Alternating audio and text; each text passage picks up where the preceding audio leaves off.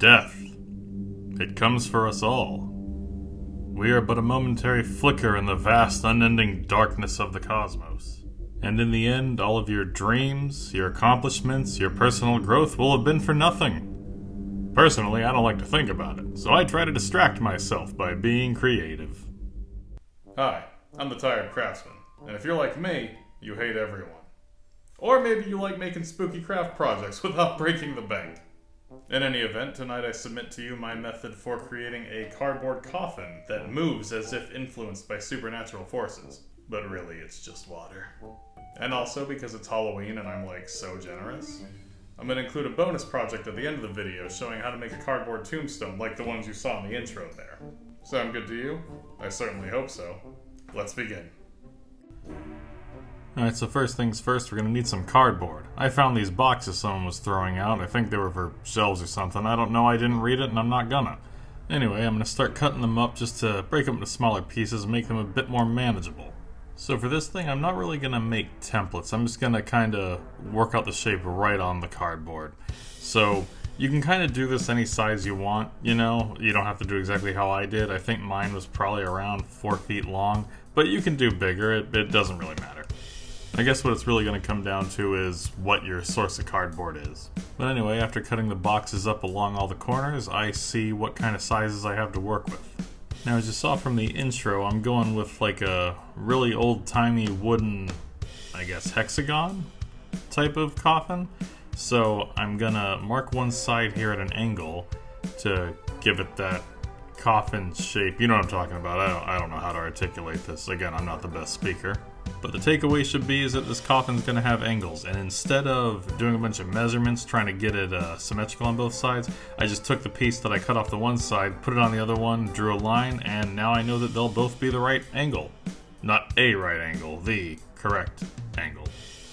Explaining things can be a nightmare sometimes, but the takeaway should be is that I'm drawing whatever angle I want on one side for the top and the bottom, and then just, cutting off that piece and then putting on the opposite side to very quickly mark it the same way. So that's how you get a symmetrical coffin top and bottom. Does it make sense? I think it makes sense. I feel like I'm showing it well enough. My goal here is to show you the absolute quickest, simplest way to get this done, because who knows, you might want to knock out a few of these for Halloween, and you don't want to take more time than you have to. But anyway, that's how you make a top and a bottom for the coffin. Now we need to make the sides. Lucky for me, the sides of the box that I cut out are about the thickness I would want anyway. It's probably about 7 or 8 inches. And I got plenty of that, so I'm going to use that for all the sides. I start by putting it up against one side of the coffin. Remember, there's 6 sides you need to make walls for. And I mark how long it is so I can very quickly cut these pieces out. I don't want to bother with a measuring tape, I just want to get it done. But yeah, that's an easy way to do it. Just hold it right up to the piece, mark how long it is, against that edge, and you've got your measurement. Also, if you need copies of a certain length, I like to take the first one that I cut, lay it on top of the rest of the material, get it flush with the edge, and then just cut it right there. That way you know that they'll all be the exact same length. Again, speed is the thing we're going for here. Yeah, then just go ahead and repeat that process for each side of all the different lengths, and everything should line up just fine. And if it doesn't, you can always trim it, or if it's too small, you can always cut another piece if you have it. But this should work. This method of measuring hasn't failed me yet, so if it ain't broke, right?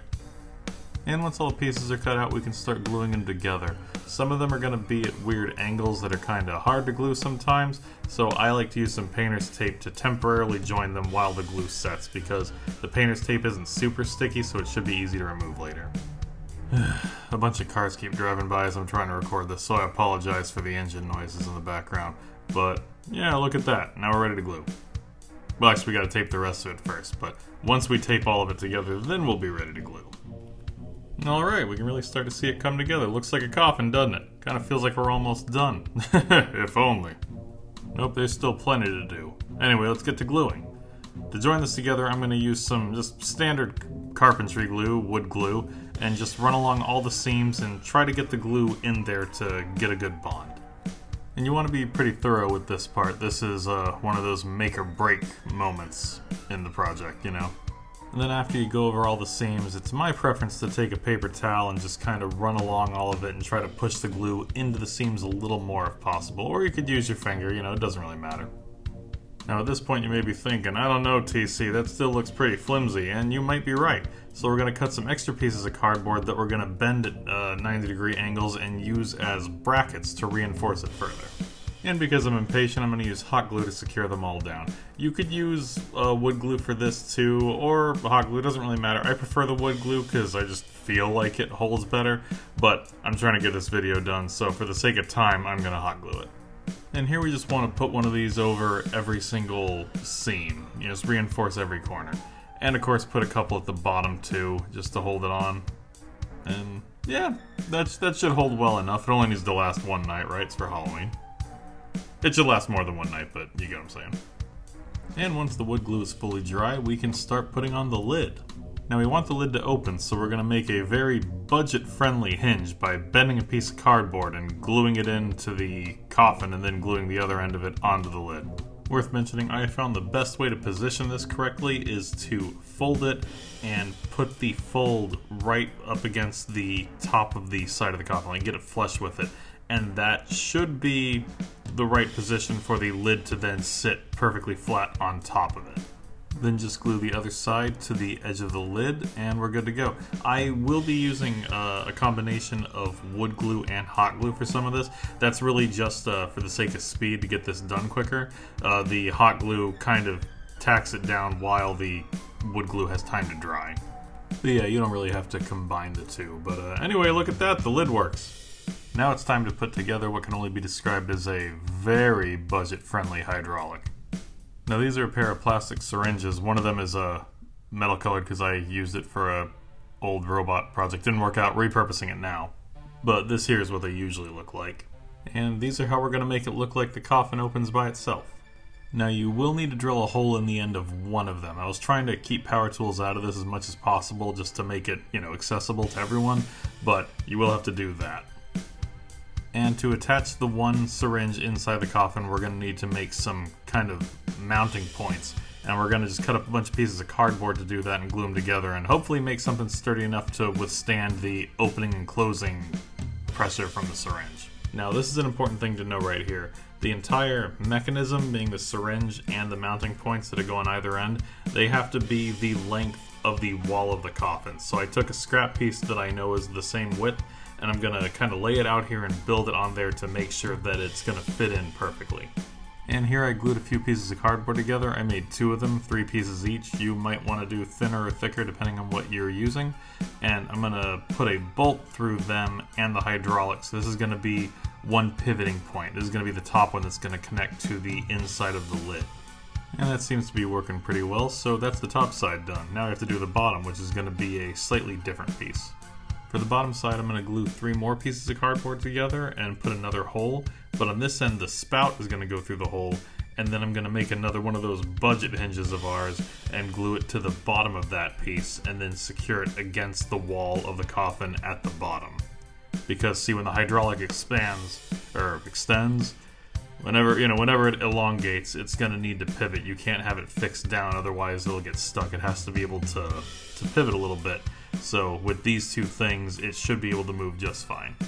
And now we're ready to install it. So remember, the hinge side with the spout is going to go at the bottom, right along flush with the bottom corner of it, and the other end is going to go on the lid. Now what you're going to do is you're going to extend it as far as it can go, and then you're going to glue the top part down to the lid wherever that ends up. This will ensure that it can open as far as it can.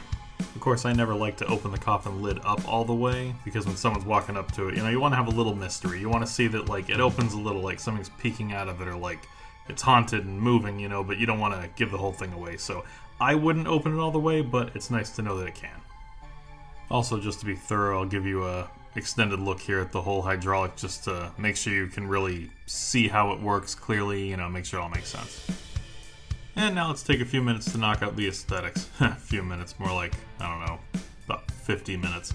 But we want this to look like it's made of old pieces of wood, or at least, I want to on mine. You can do whatever you like. I'm not your dad, at least I hope not.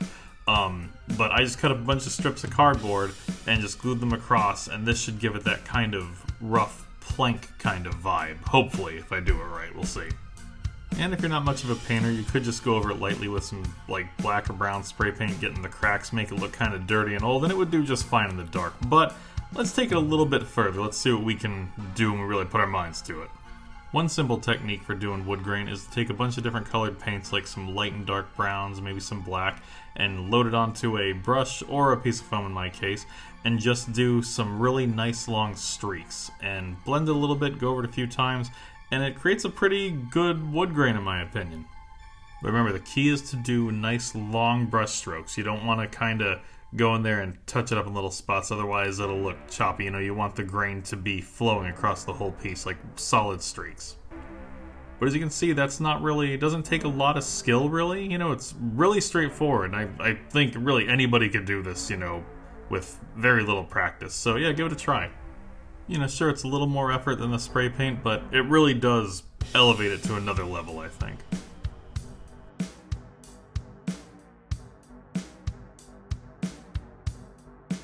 And then if you want to make it look a little dirty after, you can dust it with some spray paint, you know, kind of accentuate some of the lines and just make it look old and gross. Also, I painted the inside black just to make it look a little less pathetic in there. And now we can start connecting the hydraulic and give it a test run. Now the two syringes are going to be connected via some vinyl tubing that I picked up at Ace Hardware. So the concept here is you're going to fill one of the syringes and the vinyl tube full of water and connect the other syringe at the other end of the tube with the plunger fully pushed in. Then once it's all connected, when you pull on that plunger, the other one will get pulled in, and that will make the lid close, and then when you push on it, that will make the other one extend and the lid will open. And luckily it works, and that's how you do a haunted coffin. And we still got a few minutes, so let's zap out an extremely budget-friendly cardboard tombstone. Here I'm going to do the same thing I did to cut out the lids of the coffin. I'm going to draw the one side and then cut it out, and then I'm going to use that cut-off piece as a template for the other side so that they're symmetrical. This really does save a lot of time, especially when you made frickin' 12 of them like I did. And I would like to take a moment to acknowledge that there are more sophisticated methods that will produce more high quality results. You know, there's types of foams that you can use to make tombstones. I think, Wicked Makers did a video on some tombstones. It was actually really good. But remember, this is the extremely budget-friendly one. Like, if you don't want to put a lot of money into it, but you still want to have something halfway decent, you know, you can do it this way. Anyway, here I was using a piece of a fence as a guide to cut out what will be the sides of the tombstone. And I'm just going to use some hot glue and just kind of tack it down. I will go over it later with wood glue again, but for now, just to hold it together, we're going to use the hot glue. But yeah, you saw the final results of this at the beginning of the video, and I definitely think for what it is, you know, you get a pretty good result. I was happy with it. I would like to do a better set of tombstones down the road, but, you know, maybe next Halloween get into some of the more advanced ways you can go about doing this. You know, keeping it accessible right now. Just, you know, make something that anybody could have fun doing.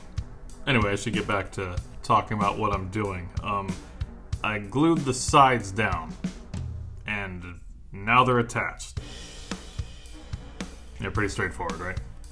I like my tombstones to have a base, so I took this one box that was like a big square one, and I cut it in half, and that'll do just fine. Then we'll just glue this on top of here, and construction-wise, we'll be just about done. And again with the hot glue, yeah, as you can see, there's not a lot to this one. That's why I didn't really make it its own video. Just figured I'd put it as a little extra on the end of the coffin one, because it's really quick. I zapped out about 5 of these in one evening. And here we're just going over it again with some wood glue, because hot glue can demount sometimes, and so far I've never seen this stuff demount. And now we're gonna paint it up. I had this can of interior wall paint. It's gray, so I'm gonna go with that. And just like before, I'm going to use a piece of upholstery foam and just smear it all over it. Not being as mindful as I was with the coffin, just, you know, just get it covered. And then I'm going to dust it with some matte black spray paint in front of my roommate's car. Just, you know, trying to go over it, make it look dirty, old, give it the illusion of texture, you know, hopefully make it look a little stone-like. We'll see what happens. And there you have it, my thoroughly exhausting Halloween preparations. Not too bad for a bunch of cardboard, right? I know I'm pleased with it, and hopefully you enjoyed the video. So yeah, that's it. Have a fun and safe Halloween, but, not too safe.